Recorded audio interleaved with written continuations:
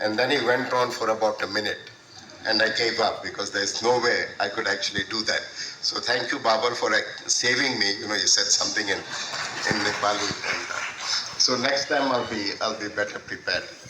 And also, I must say, given my background with cricket, and Nepal and Bangladesh are actually playing each other in the World Cup, and I believe it's on the 17th of June. I think it's okay for us, all of us, to be partisan on that day.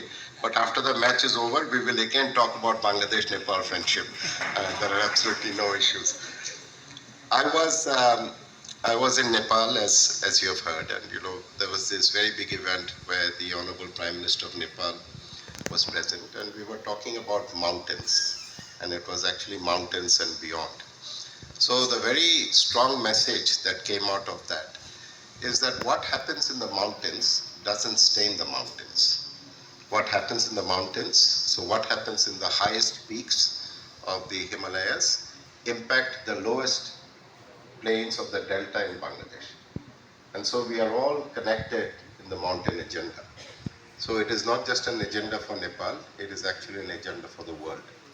And what we are trying to celebrate through photographs is not just the natural beauty, but also the absolute critical importance of preserving mountains, preserving ice, preserving glaciers, preserving snow, avoiding permafrost. And if you just want to imagine the conditions that we are in today, when was the last time planet Earth was at this level? Now we have CO2, we call it ppm, 428. And the last time that happened in this planet was 3 million years ago. 3 million years ago.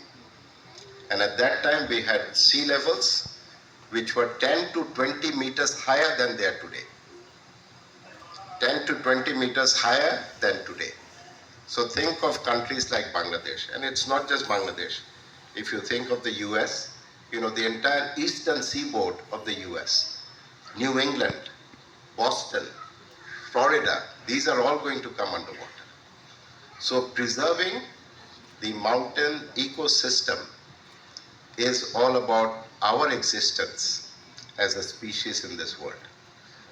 So yes, the beauty, the majesty, the human that we have within ourselves as individuals, which challenges us to do, this human spirit comes through. So whether it is courage, whether it is creativity, whether it is resilience, whether it is not accepting no for an answer, this is all the human spirit. And so we celebrate the human spirit, but we also are aware of what dangers are there in the horizon. So I'm not being alarmist, when I say that the world can take a turn where our existence as a species is going to be questioned. But I want us to be aware that there's a difference between being an alarmist and being aware. And we have to be aware of what the dangers are.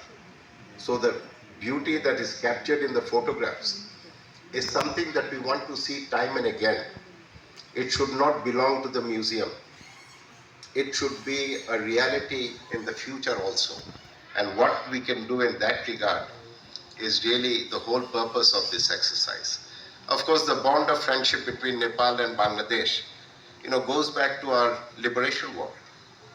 And the people and the political leadership of Nepal supported the independence of Bangladesh. So this is the bond which goes back in history.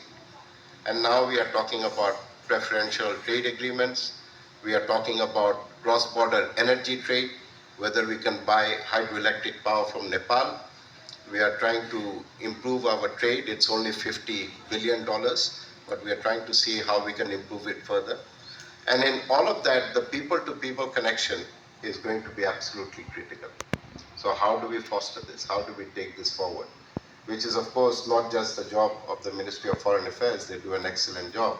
But I think we have to find other areas where the people of the two countries can come together. Not everyone who has climbed the Everest has come back. And I was particularly moved when Shahjul Khaled was remembered.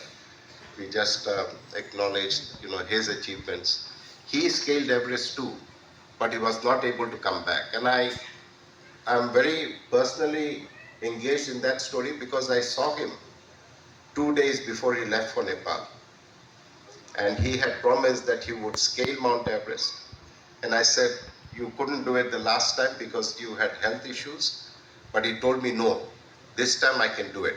I will do it. And he did do it. But he was not able to come back and share the pictures that he had taken. So, but that is the human spirit. It goes on. Each failure inspires us to try harder the next time. And that is what makes us, as human beings, I suppose, different from other species. But it is that spirit that we need now when the world faces common challenges in terms of environment, in terms of climate. And we are actually causing it. So it's time that we stop this path towards self-destruction. And that is what I call it. We know what is causing climate change. We know that it is human, it's man-induced climate change. And we are really trying to stay away from that path. And the example that I used in Nepal is, we have members from the developed countries. So if you go back to the coal mines in England during the Industrial Revolution, there was this bird, the canary bird. So they would put the bird down to see if it was safe for humans to go. And if the bird died, then it was not safe. So the mountains are the canary in the mine. If the mountains survive, we survive. If the mountains don't survive, we don't survive. So that is really the choice that we have in front of us. So whether it is the mountains, whether it is single-use plastics, whether it is being good stewards for the environment, this is really within our hands. And that is where we welcome the human spirit. That is where we want to see the human spirit making a difference. And then when people of two countries come together, as we have in the case of Nepal and Bangladesh, it's a tried and tested relationship. It's a friendship that was there before the independence of Bangladesh. Then I think we are in fact looking at perhaps a better future.